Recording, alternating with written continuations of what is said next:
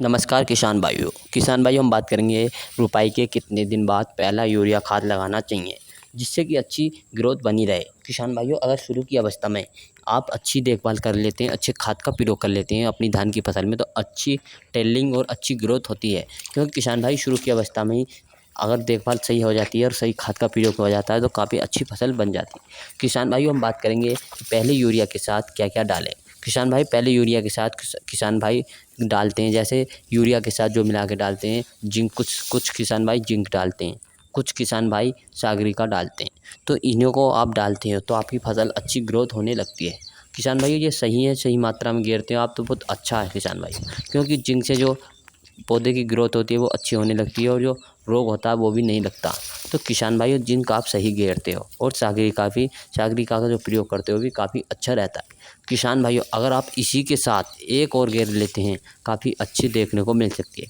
किसान भाइयों, जिंक तो आप डालते ही हैं और सागरिका भी डालते हैं। सागरिका किस लिए डालते हैं? क्योंकि इसमें माइक्रोन्यूट्रिएंट होते हैं, इसमें जो पोषक तत्व होते हैं, सूक्ष्म पोषक तत्व होते हैं वो पूर्ण हो जाते हैं। लेकिन जो कमी कमी रहती है वो पूर्ण हो जाती है। जैसे इसमें होती है nitrogen, phosphorus, potash, calcium, magnesium, बोलबीड और बोरान और गंधक आदि तत्व होते हैं किसान भाइयों इसमें, यानी कि लगभग 8 से 10 तत्व होते हैं किसान भाइयों जो अपनी धान की फसल में पूर्ण हो जाते हैं। तो आप जिंक और सागरिका का तो प्रयोग करते हैं किसान भाइयों। सागरिका के साथ और जिंक के साथ यूरिया में इसका साथ एक तीसरा प्रोडक्ट भी मिलाकर अपनी धान की फसल में कर देते हैं तो काफ़ी अच्छा देखने को मिल सकता है। किसान भाइयों, हम बात करेंगे धान किसकी बात करनी है तो हम कर रहे हैं फिटकरी के बारे में।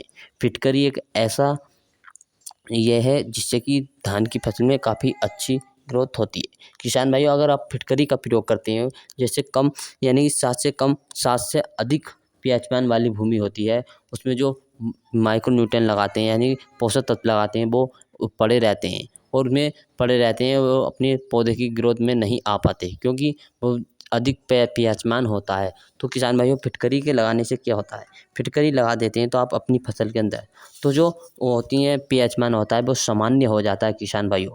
भूमि का पीएच मान सामान्य हो जाता है और जो माइक्रोन्यूट्रिएंट में पड़े रहते हैं वो अपनी धान की फसल में ग्रोथ करने लगते हैं और उसमें ग्रोथ करने लगती हैं और फुटवार भी अधिक होने लगती है। किसान भाइयों, फिटकरी का प्रयोग करते हो तो उसमें फुटवार भी अधिक होती है, यानी कल्लों की संख्या एकदम तेज़ी से बढ़ने लगती है।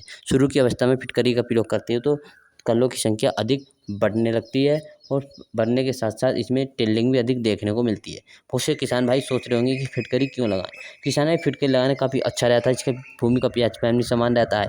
उसमें जो इसके लगाने से किसान भाइयों, जैसे पौधा सूख रहा है वो नहीं सूखेगा, फसल पीली पड़ रही है पीली भी नहीं पड़ेगी किसान भाइयों। किसान भाइयों, इसमें क्या कहा है, इसमें जो दीमक लग जाती है फसल के अंदर, खेत के अंदर, वो दीमक भी नहीं लगेगी, दीमक पर भी नियंत्रण रखेगा और जैसे रस चूसक रोग लग जाता है वो भी नहीं लगेगा अगर आप शुरू की अवस्था में लगा देते हैं पहले यूरिया के साथ मिलाकर फिटकरी का प्रयोग कर लेते हैं। इसमें कल्लों की संख्या बढ़ेगी और काफ़ी अच्छा पैदावार देखने को मिलती है। किसान भाई, हम बात करेंगे इनों का प्रयोग कैसे कैसे करना चाहिए। तो किसान भाई, जो आपको यूरिया की मात्रा लेनी है 30 से 40 किलोग्राम यूरिया लेना है और जिंक की मात्रा लेनी है, जो आपको जिंक लानी है 33% वाली जिंक लानी है। तो जिंक की मात्रा जो लानी है किसान भाइयों 8 किलोग्राम प्रति एकड़ के लिए लानी है 33% वाली।